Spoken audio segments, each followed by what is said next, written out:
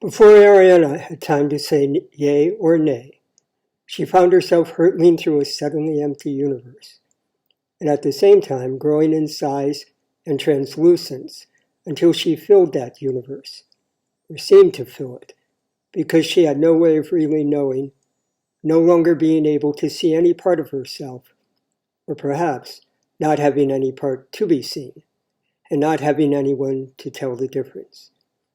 It was all like a sweet and pleasant dream, as if she were a babe in her mother's womb. Then the dream gradually turned into a nightmare.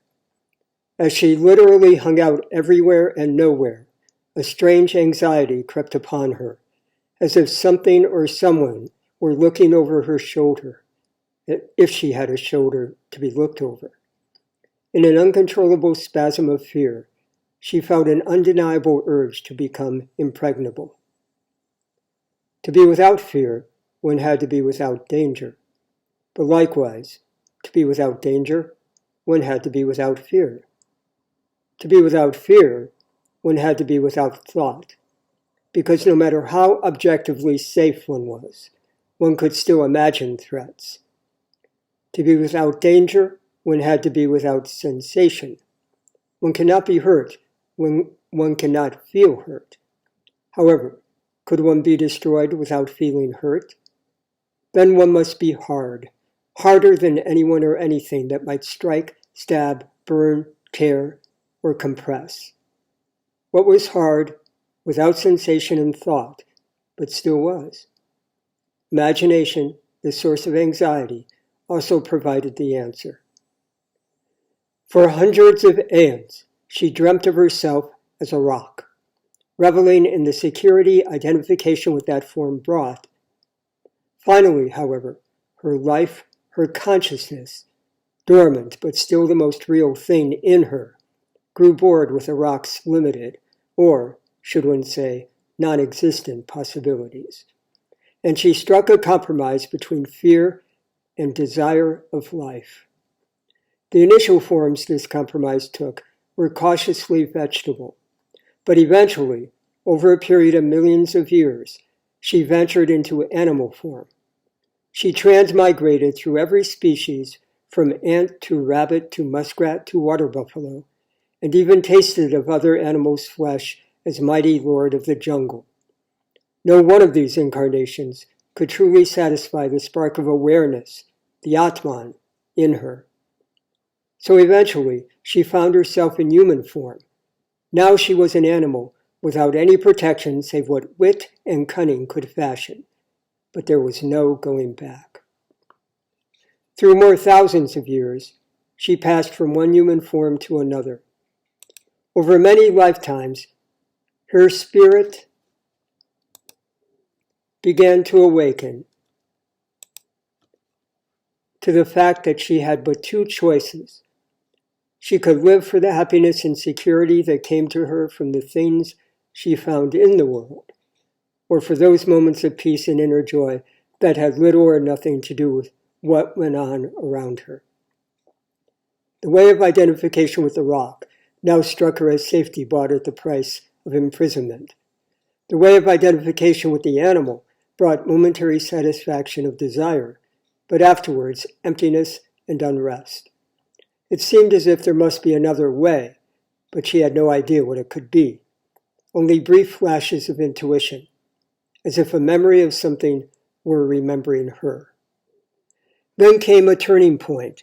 She incarnated as a dark, exquisitely beautiful princess in a land renowned for the industry, wealth, cleanliness, and sophistication of its people.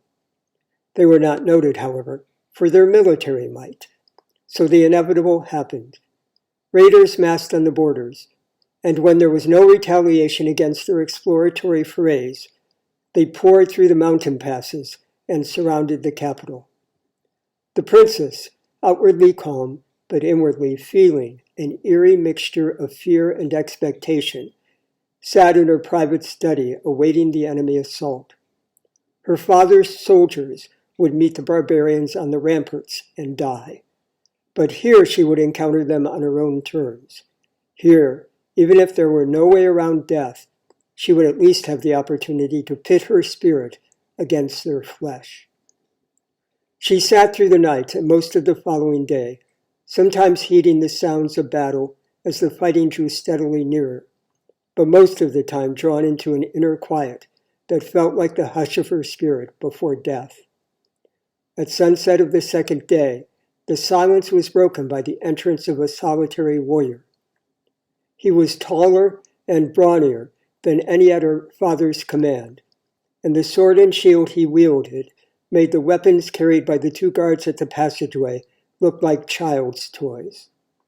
With a quick lunge and swifter slash of his blade, the fiery barbarian, with hair like the sun and eyes like the sky, dispatched the slaves and turned to her in lusty triumph. "I'm your lord," he said, in a language utterly foreign, but unmistakable in its meaning.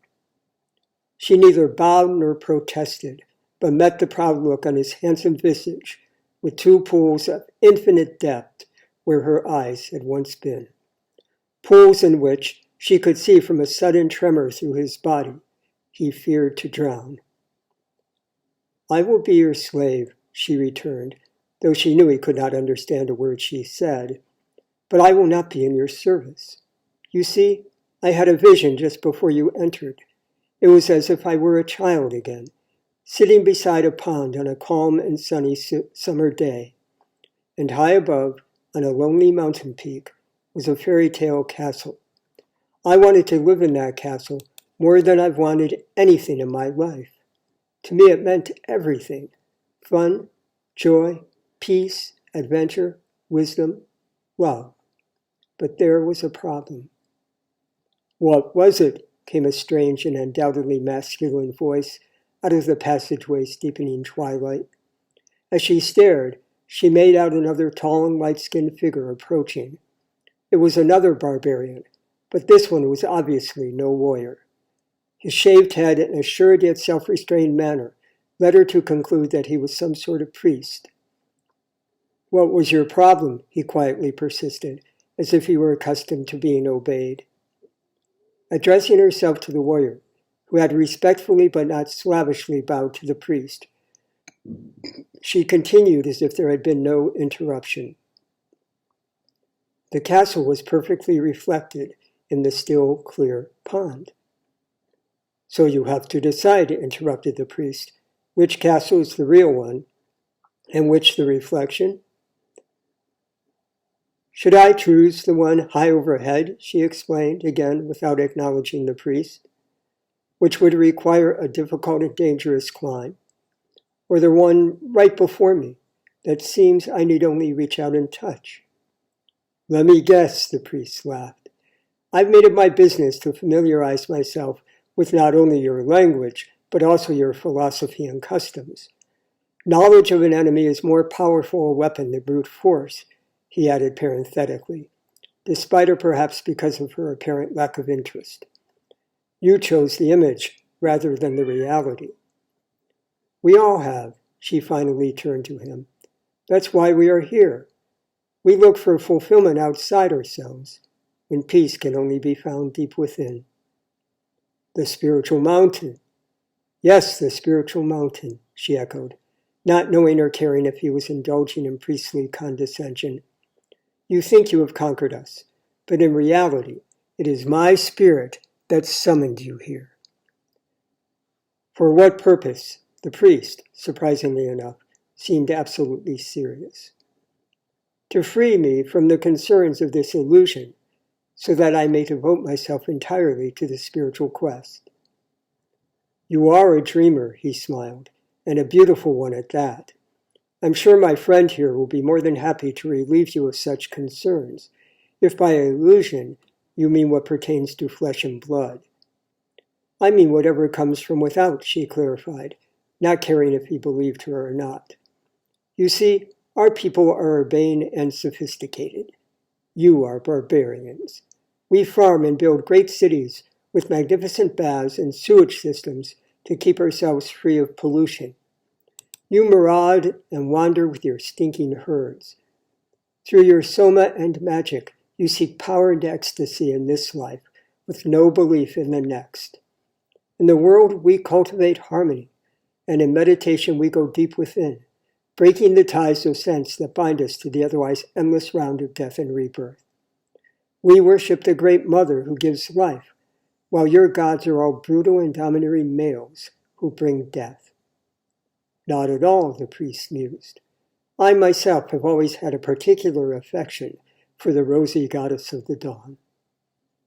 We are civilized people who know how to preserve language and writing, and who build magnificent edifices and well-ordered cities.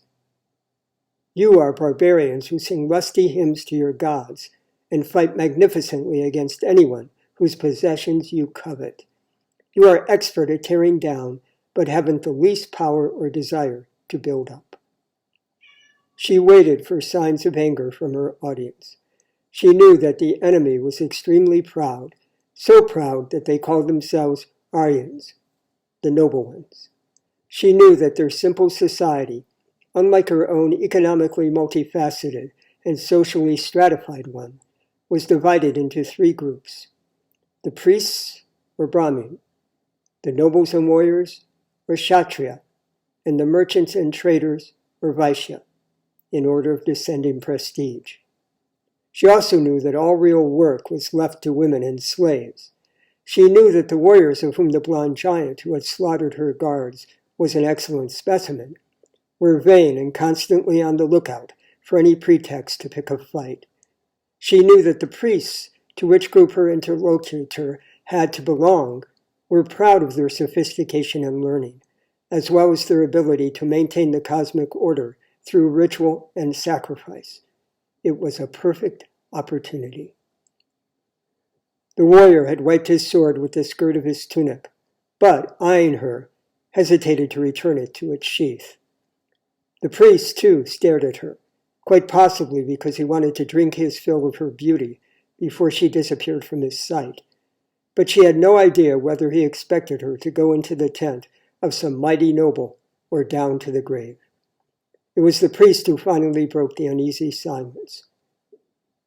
"What do you propose?" he asked wearily. "A marriage between my people and yours."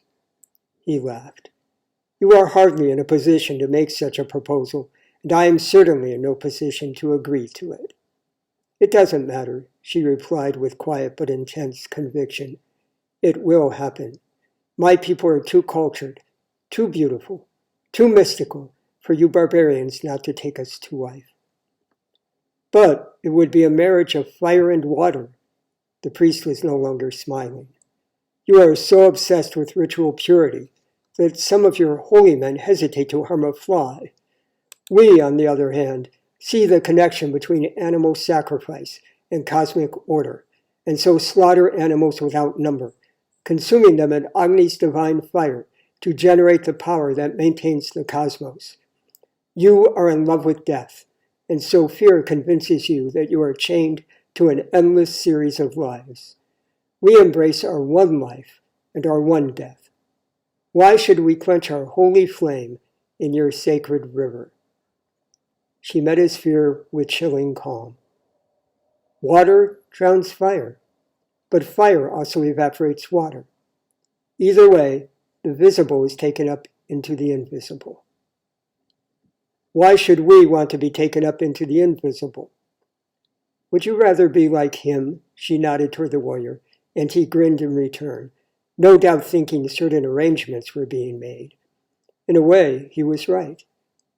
But to be right for the wrong reasons sometimes was worse than being outright wrong, because the rot was hidden beneath the surface. She smiled at the priest, knowing that he was thinking the same thing. "If you are right," he finally responded, "if it was indeed your spirit, the spirit of your people, that summoned us here, then everything will happen as you say, no matter what I or anyone else thinks. What do you want of me?" "Earthly marriage is a makeshift affair." The young princess spoke with the authority of an elderly matron, but the priest offered no challenge to her wisdom. On the contrary, he attended to her every word with the utmost respect. "We put so many safeguards around it because we don't trust it. There are no safeguards to be put around spiritual marriage. All one can rely upon is the thing itself. My spirit brought you here, but your spirit chose to come. Will you go only halfway with your conquest, or play it out to its logical end? Logic? The priest echoed ironically. Are we still in the realm of logic? I would not know, my lord, she answered in coy humility. Cosmic order is your territory.